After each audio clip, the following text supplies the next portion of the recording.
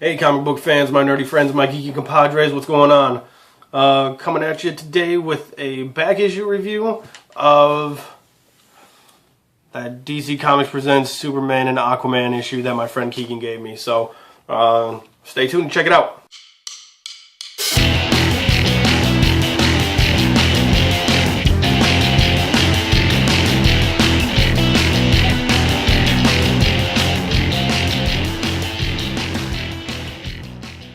Alright, first things first, I actually want to take time and recognize one YouTuber we have in the community, Spiro Harvey. He just started a new, kind of video series where he's recognizing all the newcomers to the comic book community, and he's put out that list with Werewolf McCann, and he's just helping feed new life into the community, and it's really awesome. He's a really great guy. Check out the link down below. It's to his channel. I'll also put a link down to the video that he just posted, giving shout outs to all the new people. And yeah, so also thank you to everybody else who's in the community and making videos and making comments and everything. It's just really cool for everybody to be as cool as we are to each other. So everybody who does contests and stuff, it's a cool way for everybody to get involved in everybody's channel. So yeah, just thanks to everybody. Thanks for having me in the community, and I really love being here and doing what I do. And yeah, so alright, with that being said, let's get into the book. First things first, remember back in the day when comics were cheap? Look at that, 40 cents. How awesome would that be if all the books were still 40 cents? I actually don't know the date on this book. On the back there's a Lego thing that says it's from 1978, so that might be when the book's from. That would be my guess. So in this book we start off with a mild-mannered fisherman just chilling, going fishing, and he catches a mermaid. And now her name is Lori. I forget what her last name is, but Lori Lemaris. Apparently her and Superman had a thing back in the day, and they're cool. And she rarely comes to visit up in land, so she was going there to find Superman, to seek Superman out, because there is trouble in the waters. I guess Tritonus, I don't know how you actually pronounce these cities' names, but Tritonus and Poseidonus are twin cities under the sea that sank, and they're at war for some reason. They've always been, good together, but they're at war. And each city has a different story of what happened.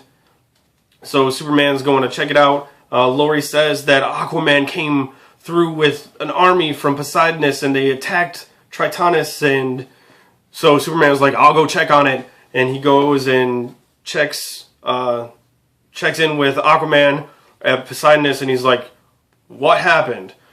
And then Aquaman says that there was an earthquake, and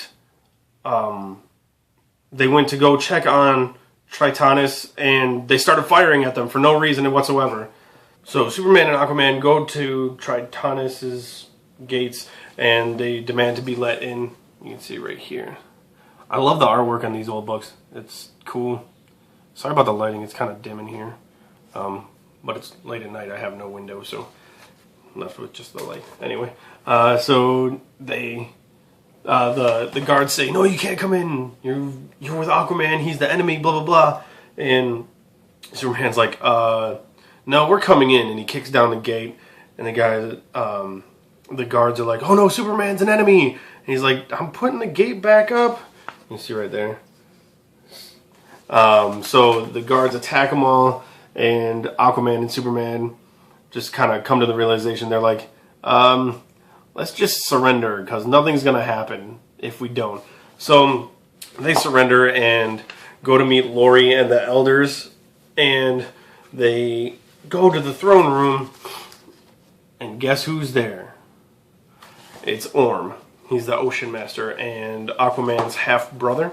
So he's trying to take over the Twin Cities underwater. He's trying to take over the Twin Cities and just have them fight each other, and he's going to take over or whatever. And he kind of became the law of Tritonus, and Superman and Aquaman realize that nothing's going to get done because he's kind of taken over everybody in Tritonus. So they walk away and just kind of start plotting.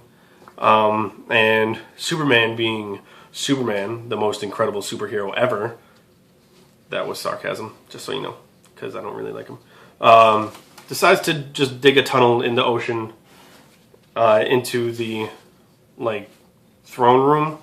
But I just had a question. If Superman is digging a tunnel on one side of the globe where there's water, then water would follow him, and comes back up into the dome, wouldn't water then fill up the dome from outside the dome? Just a quick question here. You know, whatever. Consistency, people. Come on, DC. Get it together. Anyway, so when they get in to the throne room, and they're going to figure out why Aquaman's powers aren't working, Orm is already there, and he says he's been awaiting them. So Aquaman figures out that whatever is in the globe in the throne room right there is what's, like, negating his powers. So Superman, actually Orm, breaks the globe, and this huge, like, jellyfish-like thing attacks Superman. And the harder Superman fights, the more powerful the jellyfish-type thing becomes. But while it's fighting Superman, its powers decrease off of Aquaman, and Aquaman just goes and punches Orm right in the face.